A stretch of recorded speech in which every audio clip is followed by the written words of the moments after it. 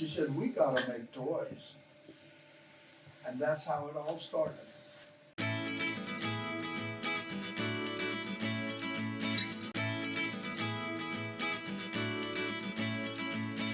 Once upon a time, a long time ago, in a far-off land, I looked like that. I was Santa Claus down in Mexico. And I stopped by a little house, not as big as this entry. And a little girl come running out to see what the truck and trailer was doing in front of her house. And I gave her a little toy. And this is what she did. As she rolled the car, the light danced across it. Every way she turned it, the light would dance. Then she held it way out and studied the car as she turned it, and a wheel moved. And she spun it. And spun it, I thought, she's surely gonna wear that one out. And this would move. Whoa, look at that. And she spun them both, and pretty soon she put her on her tummy and watched all four of them turn. Then she looked through the window, put her finger through the window, and hugged the car, and I got a smile. And I said to Mrs. Claus, did you see that? And she said, did you see it? Did you see her little mind working? She said, we gotta make toys. And that's how it all started.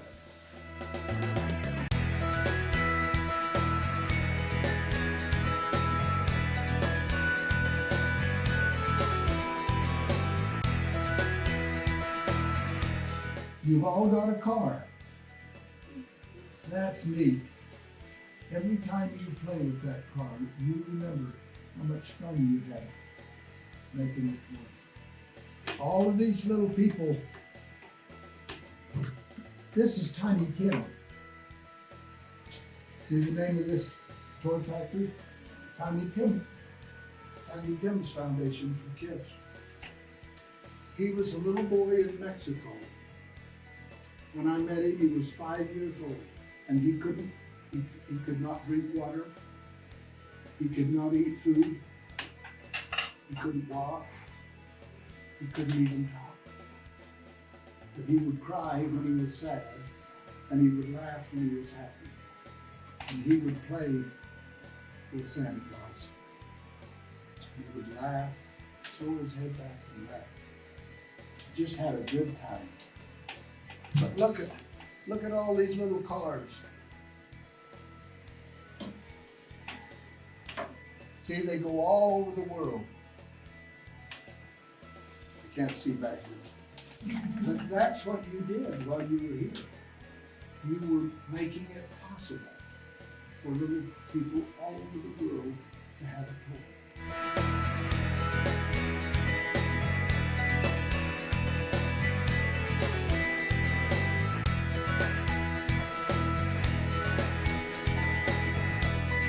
Oh, we got on this little train and rode up into Pacheco. December 2000. Is that? December Yeah, 23rd 2000. of 2000, Yeah. yep. We got up early in the morning. We knew it was going to be a full day. Got up early in the morning and got on the train, and about noon the train stopped on a turn. And the old boy said, ladies go that way, guys go this way. And I'll tell you what, the train emptied. And you know, we laugh about it now, but at that moment, it was just not a laughing matter.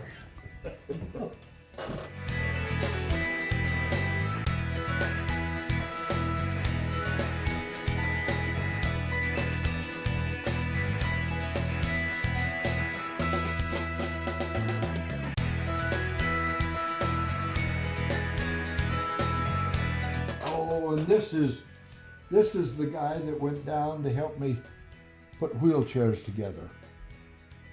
he had lost both of his legs in the military. And this is the guy that made the wheelchairs available to us. I wonder if I wrote his name on the back of that.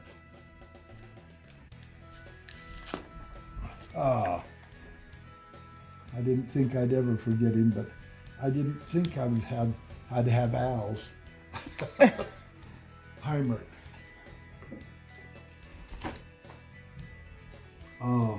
This little guy couldn't walk, and we put him in a wheelchair, brand new wheelchair, and he wanted the old one. I said, okay. And when we got back to the old one, somebody had put a rear view mirror on the side. And that's what he wanted. He wanted that rear view mirror.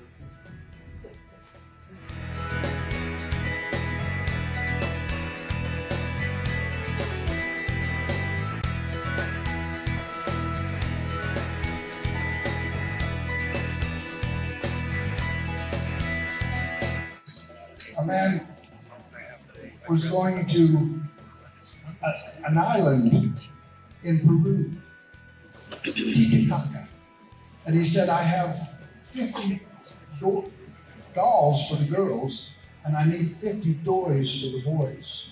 He said, can I have a box of 50? And I said, no, we only give them away in boxes of 100. He said, well, can I have 100? Sure. When he came back, he said he gave the girls the dolls, and then he started giving the boys the toys, and the girls threw the dolls down.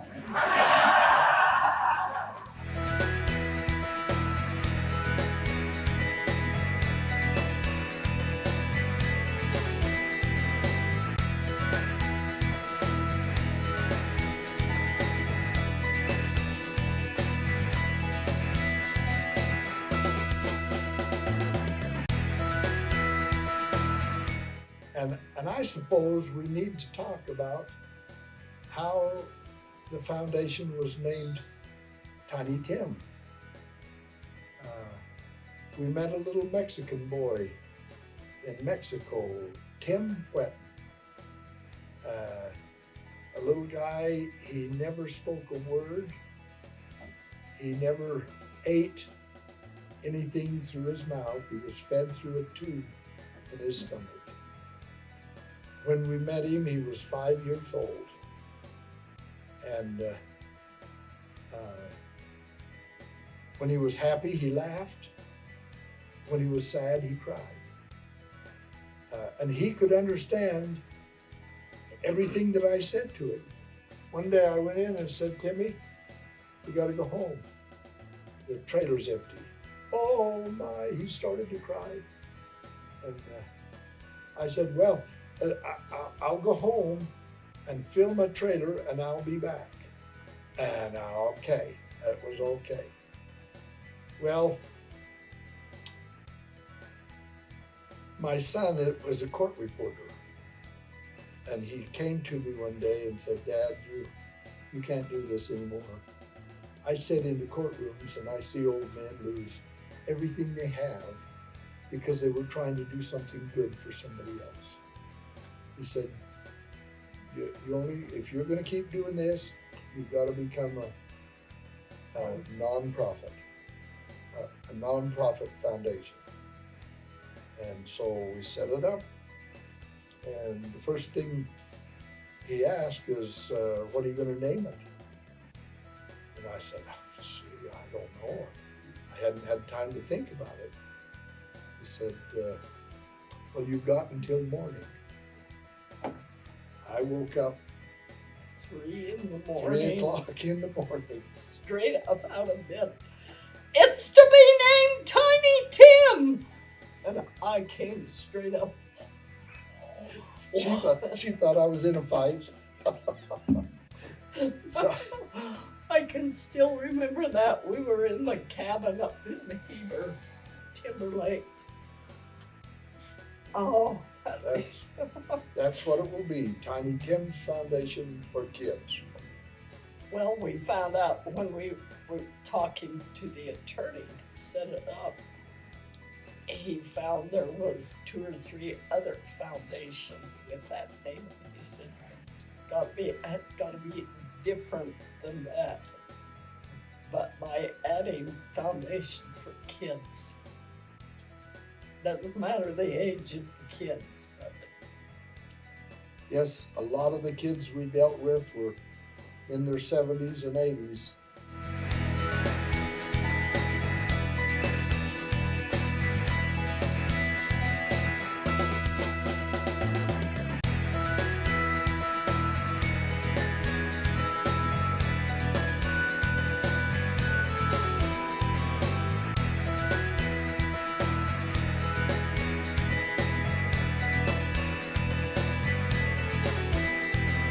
We were handing out food. We were handing out food, clothing, shoes, a lot of shoes. Oh, I have a lot of good memories about giving people shoes. A little lady that we could see her watching out the window, and we were giving things to her kids. And pretty soon she couldn't stand it any longer. She come running out, and it had snowed, and she was barefooted. And little did she know that we had shoes for her. We've had a lot of good experiences like that. We start at 9. Some of them can't sleep, so they get up and come in at 6. But I start at 9, and at about 6 o'clock, we try to get home. We work Tuesday, Wednesday, and Thursday. We have a man who is 94 years old. He is a veteran. He's the one that checks every tire, make sure it turns. It's so important that a wheel turns. We send toys all over the world, and for instance, if it goes to Zimbabwe and the wheel doesn't turn, it will never turn. They don't know what a Phillips screwdriver is. So John makes sure every wheel turns. That's what I want to remind you, make sure every wheel turns. I remember George Brockbank. George was such a wonderful person. One day he was sawing out the toys, and I said, "George, how fast can you saw?" He turned the saw off, swung the chair around, and said, "I can saw 100 miles an hour." And I thought, how typical is that of George? He worked about 6 years. One day I went to pick George up, and I drove up in front of his house. I just drove up and honked, and he'd come out. This particular morning I honked, and nothing happened. Pretty soon I saw him walk past the window. He didn't have any pants on. And I thought, holy cow. I woke him up. And I waited a little while, and pretty soon I saw him pass the window again. And I thought, well, maybe I didn't. Maybe he didn't hear me. So I went down and knocked. And he came to the door and said, "I'll be out in a minute. I can't find my pants." And I thought, no, that's not the George I know. And I went back and sat in the truck, and pretty soon he came out. And he said, "I always take my pants off and lay them in a certain place." And he said, "I couldn't find them this morning." So we went to work and drove in, opened the door, and George took about 3 steps into the building and said, "Well, what do you want me to do today?" And he always sawed. And I needed some sawing done. I said, "Well, how about sawing today?" And he said, "Oh, yeah, I like to saw." And that kind of made me wonder. And he went over to the saw, got up in the seat, And the door flew open and his daughter came in and said, "Dad, I told you not to come to work today. You have a doctor appointment and we're gonna be late because I've been looking all over for you." He went to his doctor appointment, and from there he went to a rest home, and that ended his days. But what a guy. I don't think there was a thing he couldn't fix or do. One day there was a car that had a trailer on the back. He was driving up, looking around, drove up 3 or 4 times, and pretty soon he stopped and come in and said, "I'm looking for a toy factory." And I said, "Well, it's in my backyard." "Well, I'm Mac Chrysler, and I'd like to work in your toy factory." And I took him around the back. We were just getting ready to pour the cement for the floor. And every day we would sit and watch the construction of the building go up. Mac worked, oh my goodness. One day he came in and said, I'm gonna have to take a nap." And I said, "Well, that's okay, but that's catching. If you start napping, I may have to nap right along with you." He said, "Well, I have colon cancer, and I just get too tired. I need a little break during the day." How many years had Mac worked with you? He'd been with you from the very beginning in Sandy, and he went to every place we moved to. He was a worldwide reporter for, U.S. News and World Report. and he lived, I think, a lot in Asian countries. And he reported on automobiles of some kind. Well, he was- handled the news of all kinds, but I think his hobby was cars. His family, after Mac had passed away,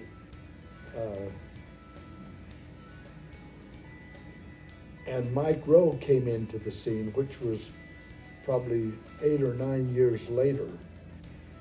His family contacted me and wanted to make a contribution to the Tiny Tim Foundation. It's your birthday. No. I stopped having those. Joel turns 90. We needed you beating on your. 90, that's biggie. That's pretty darn good. Joel's 90. Wow.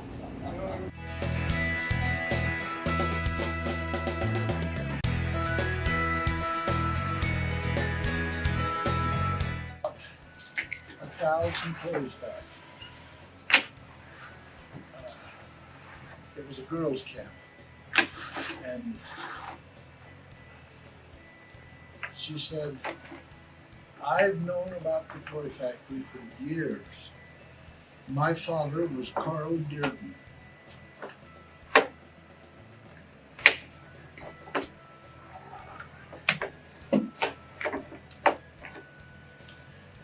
I didn't know it was going to create this. He put wheels on, I don't remember, she told me how many, thousands.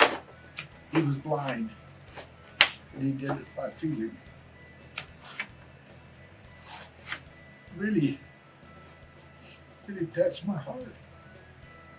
I haven't heard that name for probably 10 years.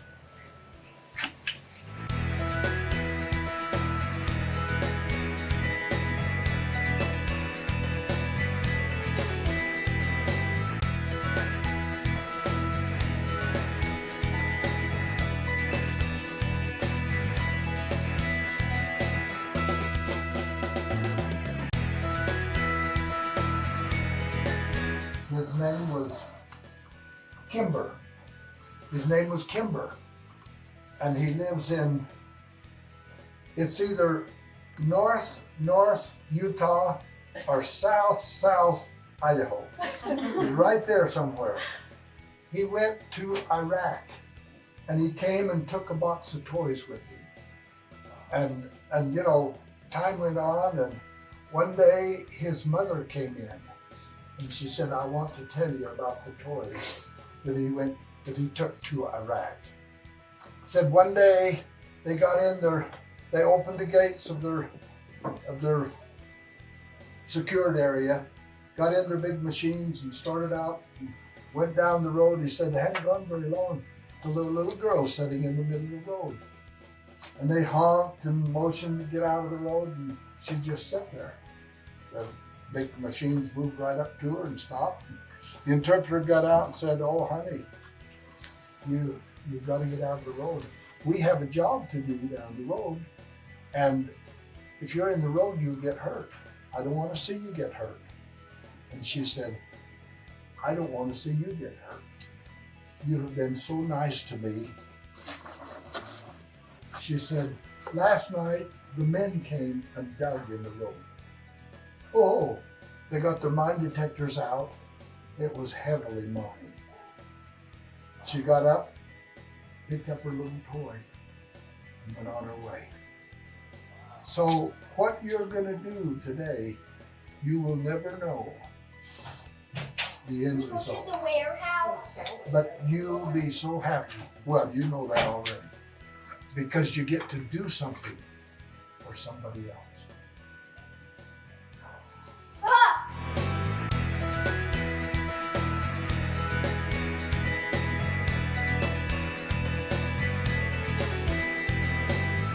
Optometrists from all over the country who would make these annual trips into Mexico taking used eyeglasses, and they would take people with them who had learned to read the powers of the glasses on a vertometer and then label them. And so we would take thousands of these old used eyeglasses that had been renovated, and the powers had been labeled on them.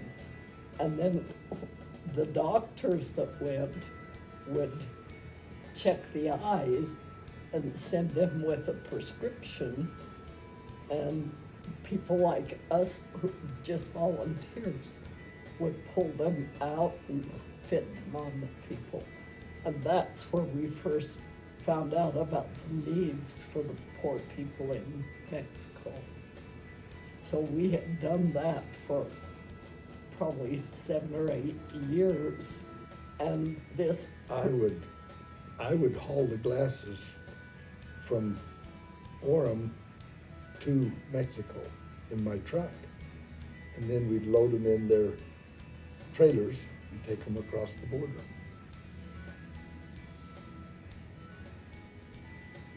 and this one year, the plane was overloaded. We had tickets, but there was no space. And so the airline asked for volunteers to wait for the next plane going back to Utah. And we thought, well, we'd like to do that. And that's where we really got to know the Whetten family. And we went to dinner with them while we were waiting for this to happen. And they got to talking about their Christmas project. And when we found out what that involved, you know, Alton, he had to volunteer to get involved with it.